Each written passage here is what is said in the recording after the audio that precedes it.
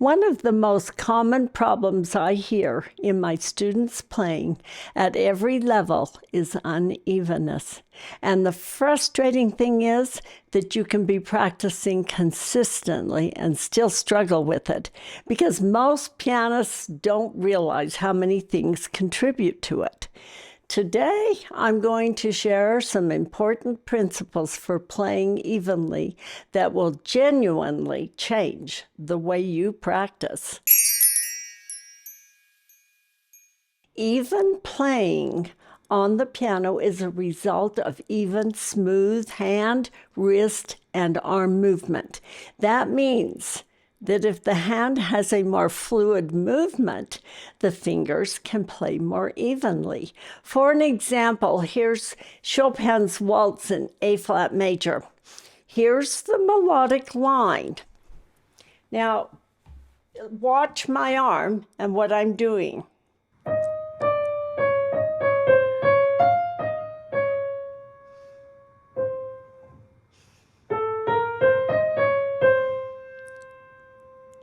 Now, if I tried to play that without my arm and my fluid motion, it would sound uneven. You can hear that. But it's because I'm using my arm to support these weaker fingers and going out to there that I can get that even sound. There's a hard one. This is 3-5-4-3. This is what I've been talking about, is that combination of 3-4-5. Always difficult, but it's important here. You could change the fingering and go 1-2-1-3-2-1-2, and that would probably be a better choice of fingering. But if you choose to do 3-4-5, it's important to use the arm.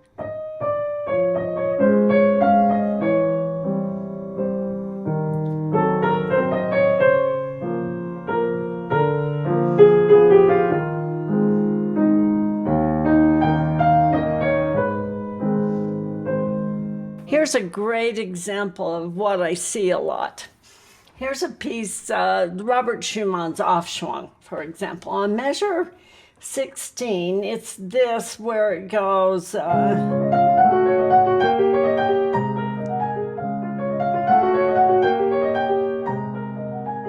Now, what I see students do very often is when they play it, they will keep their thumb over the octave stretch. So they'll keep their thumb here.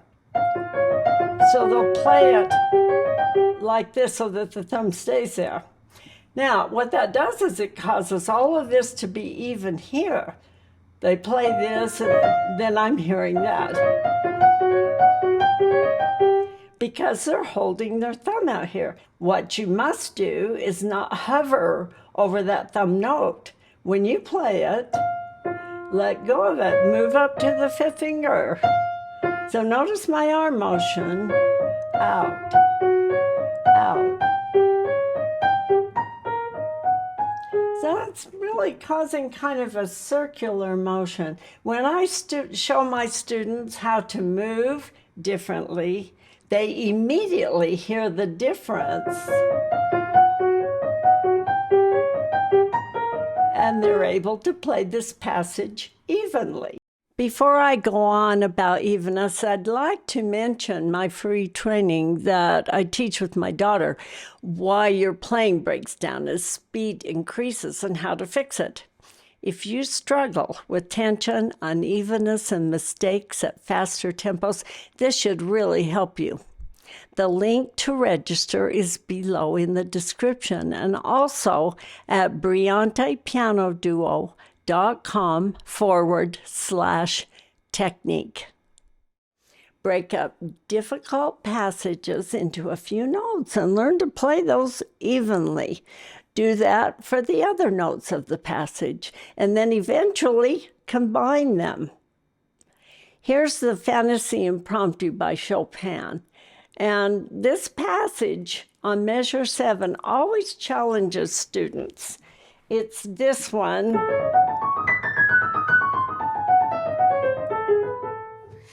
So the solution for this is to break it up into increments. And I suggest doing these 4 notes and learn to do those evenly and fast using the arm.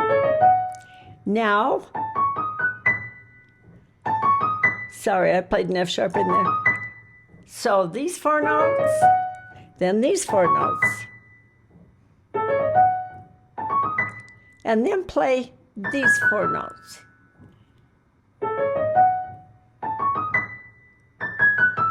So you're doing 3 different increments there.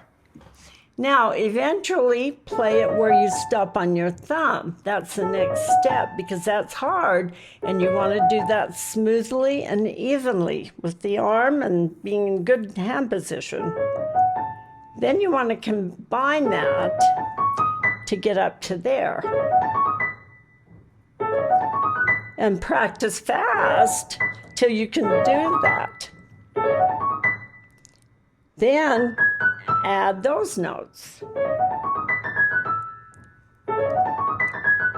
This will get you to be able to play evenly, and you will be able to work up the speed, and you'll have no problem with a passage like that.